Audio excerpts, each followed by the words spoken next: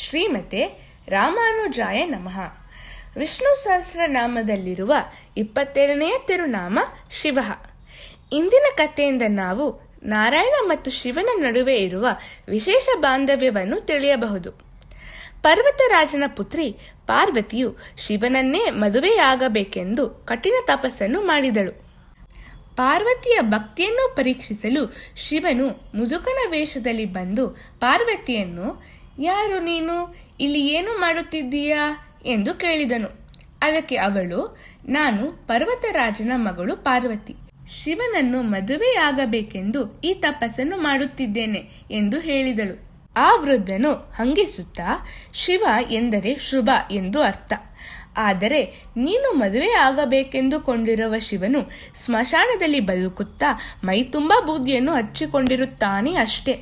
ಆದ್ದರಿಂದ ಅವನ ಹೆಸರನ್ನು ಬಿಟ್ಟು ಅವನಲ್ಲಿ ಶುಭಕರವಾದುದು ಯಾವುದೂ ಇಲ್ಲ ಎಂದು ಹೇಳಿ ಅಷ್ಟಕ್ಕೆ ನಿಲ್ಲಿಸದೆ, ಇನ್ನೊಮ್ಮೆ ಯೋಚನೆ ಮಾಡು, ಈ ತಪಸ್ಸನ್ನು ಇಲ್ಲಿಗೆ ನಿಲ್ಲಿಸಿ ಬಿಡೋದೇ ಒಳ್ಳೆಯದು ಎಂದು ಪಾರ್ವತಿಗೆ ಬುದ್ಧಿವಾದ ಹೇಳಿದನು. ಆದರೆ ಪಾರ್ವತಿಯು ಮಾತ್ರ ಅವಳ ನಿರ್ಧಾರವನ್ನು ಬದಲಾಯಿಸದೆ, ನಾನು ಮದುವೆಯಾದರೆ ಆ ಪರಮಶಿವನನ್ನೇ, ಇಲ್ಲದಿದ್ದರೆ ಯಾರನ್ನೂ ಆಗುವುದಿಲ್ಲ ಎಂದು ದೃಢವಾಗಿ ಹೇಳಿದಳು. ಪಾರ್ವತಿಯ ದೃಢ ನಿಶ್ಚಯವನ್ನು ಕಂಡ ಶಿವನು ಸಂತೋಷದಿಂದ ತನ್ನ ನಿಜವಾದ ರೂಪವನ್ನು ಪ್ರಕಟಿಸಿ ಅವಳನ್ನು ಮದುವೆಯಾಗಲು ಒಪ್ಪಿದನು.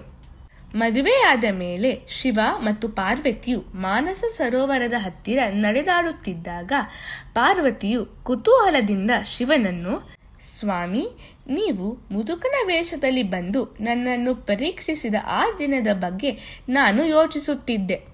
ಅಂದು ನೀವೇ ಹೇಳಿದಂತೆ ಸ್ಮಶಾನದಲ್ಲಿ ವಾಸಿಸುವುದು ಮತ್ತು ಬೂದಿಯನ್ನು ಮೈಗೆ ಬಳೆದುಕೊಳ್ಳುವುದು ಇವೆಲ್ಲವೂ ಲೋಕದ ದೃಷ್ಟಿಯಲ್ಲಿ ಅಶುಭದ ಲಕ್ಷಣಗಳು. ಹೀಗಿದ್ದರೂ ಸಹ ನಿಮ್ಮನ್ನು ಶಿವ ಅಂದರೆ ಮಂಗಳಕರ ಎಂದು ಏಕೆ ಕರೆಯುತ್ತಾರೆ? ಶಿವನು ಪಾರ್ವತಿಗೆ, ಶ್ರೀಮನ್ನಾರಾಯಣನ 1000 ತಿರುನಾಮಗಳಲ್ಲಿ ಶಿವ ಎಂಬುವುದು ಒಂದು. ನಾನು ನಿರಂತರವಾಗಿ ಶಿವಾಯ ನಮಃ ಎಂದು ಜಪಿಸುತ್ತಾ ನಾರಾಯಣನನ್ನು ಧ್ಯಾನಿಸುತ್ತಿರುತ್ತೇನೆ. ನಾನು ಎಲ್ಲೇ ಇರಲಿ, ಏನೇ ಮಾಡಲಿ, ಯಾವಾಗಲೂ ಆ ಭಗವಂತನ ಧ್ಯಾನದಲ್ಲಿ ಮಗ್ನನಾಗಿರುವುದರಿಂದ ನಾನು ಪವಿತ್ರನಾಗಿಯೂ ಮತ್ತು ಮಂಗಳಕರನಾಗಿಯೂ ಇರುತ್ತೇನೆ. ಹೀಗೆ ನಿರಂತರವಾಗಿ ಶಿವಾಯ ನಮಃ ಎಂದು ಜಪಿಸಿದರಿಂದ ನನಗೆ ಶಿವ ಎಂಬ ಹೆಸರು ಬಂದಿತು. ಶಿವ ಎಂದರೆ ಒಳ್ಳೆಯದು ಎಂದು ಅರ್ಥ. ನಾವು ಪ್ರತಿದಿನ ಶಿವಾಯ ನಮಃ ಎಂದು ಜಪಿಸಿದರೆ ನಮ್ಮ ಬದುಕು ಪವಿತ್ರವಾಗುತ್ತದೆ ಮತ್ತು ಜೀವನದಲ್ಲಿ ಯಾವಾಗಲೂ ಒಳ್ಳೆಯದೇ ಆಗುತ್ತದೆ.